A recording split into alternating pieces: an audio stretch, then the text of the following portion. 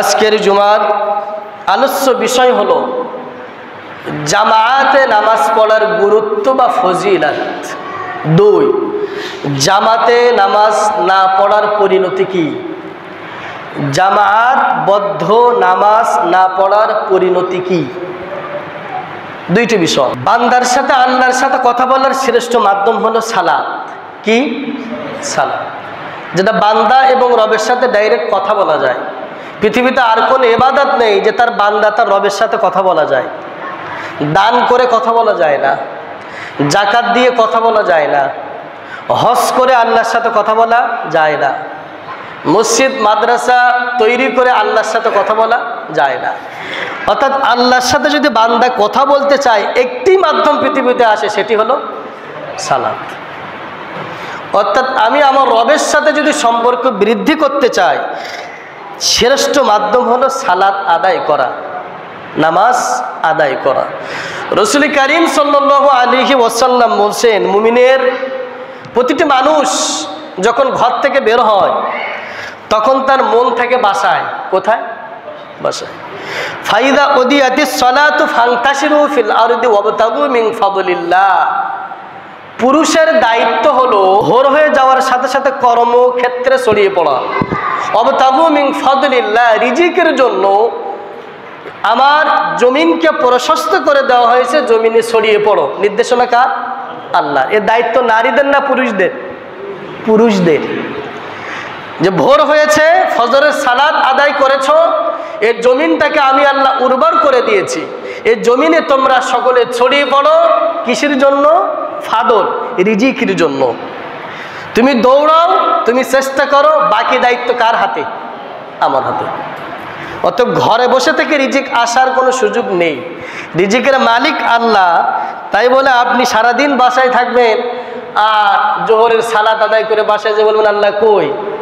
এখন তো খাওয়ার টাইম, ভাত নেই, খানা নেই, কিছু নেই, মানুষ আপনাকে পাগল বলবে, ঠিক কিনা? কারণ আল্লাহ আপনাকে জোহর সালাত বাদে বাসায় যেয়ে যদি আপনি আল্লাহ বিল্লাহ করেন, কাবা শরীফের গেলাত ধরেও যদি কান্নাকাটি করেন, আসমান থেকে মান্না ওয়া সালওয়া আসবে না। আল্লাহ পাকের বিধান হলো তুমি জমিনে ছড়িয়ে পড়ো, বাকি দায়িত্বটুকু কার হাতে? আল্লাহর হাতে। সুবহানাল্লাহ। স্বামী স্ত্রী বৈধ পন্থায় বিয়ে করো, একসাথে ঘুমাও, এক খাটের ভিতরে থাকো, বৈধ উপায় শারীরিক সম্পর্ক করো, বাকি দায়িত্ব কার হাতে? আর আল্লাহর বিধান মানার 1 নম্বর পদ্ধতি হলো সালাত। কি? সালাত। আমি যে আল্লাহর বান্দা বা দাস বা গোলাম, তার পরিচয় হলো সালাত। পরিচয় কি? সালাত। আপনি আমি সকলেই বলি আশহাদু আল্লা ইলাহা ইল্লাল্লাহ, বলি না? এরপরে কি বলি?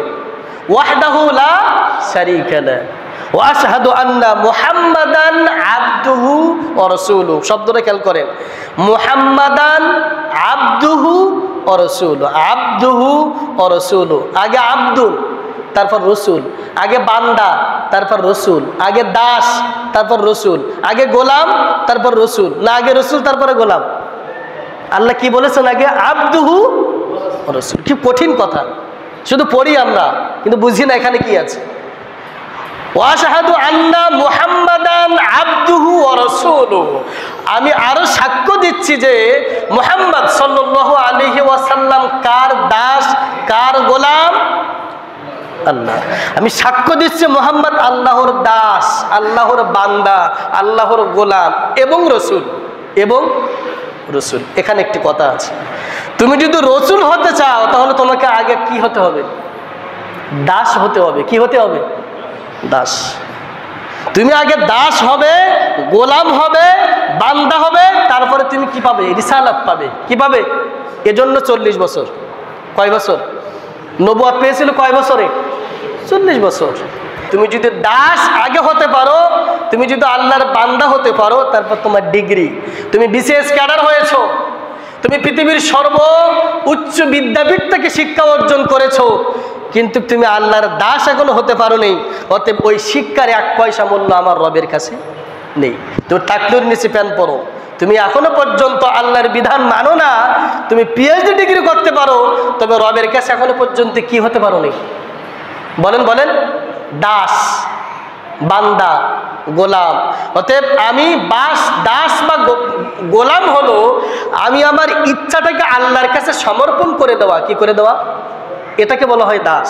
আমাদের ছোটবেলায় আমরা দেখেছি বা শুনেছি যে গরিব যারা ছিল ধনীদের বাসায় কামলা দিত, কাজ করত, মালিক যা বলতো তাই শুনতো, ঠিক কিনা?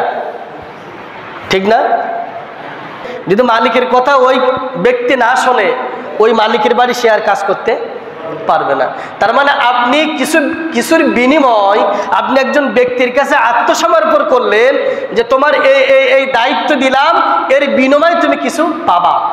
অতএব আমি এই দায়িত্ব যদি সঠিকভাবে পালন না করি, ওই মালিক, ওই মুনিব আমাকে সঠিকভাবে তার প্রাপ্য আমার বেতন দেবে না।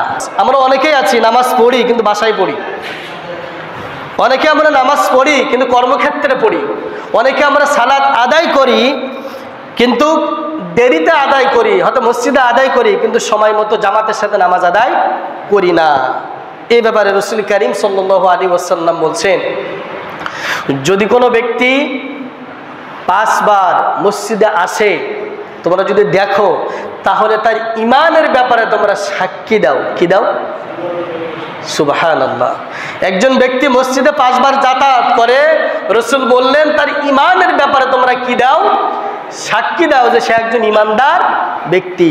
অর্থাৎ 5 বার মসজিদে যারা যাতায়াত করে, রাসূল করিম সাল্লাল্লাহু আলাইহি ওয়াসাল্লাম বলেছেন ওরা হলো ইমানদার ব্যক্তি। এবার আসুন রাসূল করিম সাল্লাল্লাহু আলাইহি ওয়াসাল্লাম কি বললেন? বুখারী মুসলিম। রাসূল করিম সাল্লাল্লাহু আলাইহি ওয়াসাল্লাম বলছেন, যে ব্যক্তি জামাতের সাথে নামাজ আদায় করে 25 গুণ থেকে 27 গুণ তার আমলনামায় সওয়াব দেওয়া হবে। সুবহানাল্লাহ। কয় গুণ? 25 থেকে 27 গুণ তার সওয়াব তার আমলনামায় দিয়ে দেবেন। সুবহানাল্লাহ। জামাতবদ্ধভাবে যারা নামাজ আদায় করে, সালাত আদায় করে, একাকী নামাজ আদায় করার চাইতে 27 গুণ সওয়াব তার আমলনামায় আল্লাহ পাক বেশি দিবেন। সুবহানাল্লাহ। একটু উদাহরণ, আপনি বিজনেস করেন, ব্যবসা করেন, যদি আপনার মাসিক হিসাব 25 পাচ্ছেন, যে লাভ করেন তার সেই যদি আপনি একটি নির্দিষ্ট নিয়ম মানার কারণে যদি 25 থেকে 27 গুণ ব্যবসায় লাভ হয়, ওই ব্যবসা মানুষ ছাড়বে না করবে? করবে। ঠিক তদ্রূপ কোনো একটি বিষয় মানার ক্ষেত্রে কোনো বিজনেসম্যান যদি তার মাসিক 25 থেকে 26% ব্যবসায় লস হয়, ওই ব্যবসা সে করবে না ছাড়বে? ছেড়ে দেবে। এটা তো নেকির ব্যবসা। সুবহানাল্লাহ। এটা কিসের ব্যবসা? নেকির ব্যবসা। আপনি আমি যদি জামাতের সাথে নামাজ আদায় করি, নেকির ব্যবসা হলো, আল্লাহ পাক বললেন আমি আল্লাহ একাকী নামাজ আদায় করার চাইতে 27 গুণ বেশি সওয়াব তার আমলনামায় দিয়ে দেব। সুবহানাল্লাহ।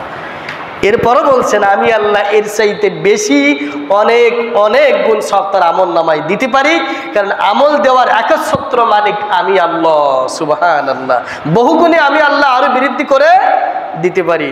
তাহলে 1 নম্বর নামাজের ফজিলাত, জামায়াত নামাজ পড়ার ফজিলাত হলো, জামায়াতবদ্ধভাবে নামাজ পড়লে কয় গুণ সওয়াব বেশি? 25 থেকে 27 গুণ সওয়াব আপনার আমলনামায় যুক্ত হয়ে যাবে। সুবহানাল্লাহ। এবার রাসূল করিম সাল্লাল্লাহু আলাইহি ওয়াসাল্লাম বলছেন, বাসায় যদি তুমি নামাজ আদায় করো, জামাতবদ্ধভাবে তুমি যদি সালাত আদায় না করো, 1 গুণ সওয়াব। কয় গুণ? 1 গুণ। তাহলে মসজিদে আদায় করলে, জামাতবদ্ধভাবে নামাজ আদায় করলে 27 গুণ, আর বাসায় বা একাকী নামাজ আদায় করলে কয় গুণ? 1 গুণ। কিন্তু আমরা অনেক সময় করি। হানাফি মাযহাব সহ সকল মাযহাব, শুধুমাত্র ইমাম আবু হানিফা রাহমাতুল্লাহ আলাইহি তিনি বলেছেন জামাতে নামাজ পড়া ওয়াজিব। জামাতে নামাজ পড়া ওয়াজিব। আর বাকি 3 মাযহাব জামাতে নামাজ পড়াকে তারা ফরজ বলেছেন। কি বলেছেন? যে আয়াতটি আপনাদের সামনে আমি তেলাওয়াত করেছি, সূরাতুল বাকারা 43 নম্বর আয়াত। আল্লাহ পাক বলছেন ওয়াকিমুস সালাত ওয়া আতুজ যাকাত ওয়ারকাউ মা'আর রাকিঈন। তোমরা রুকুকারীদের সাথে রুকু করো। কাদের সাথে? রুকুকারীদের সাথে রুকু করো। অর্থাৎ এখানে জামাতবদ্ধভাবে নামাজ পড়ার কথা কে আদেশ করেছেন? আল্লাহ। রুকুকারীদের সাথে আপনি রুকু করতে, একা একা তো রুকুকারীদের সাথে রুকু হয় না, একা একা কি রুকুকারীদের সাথে রুকু হয় না।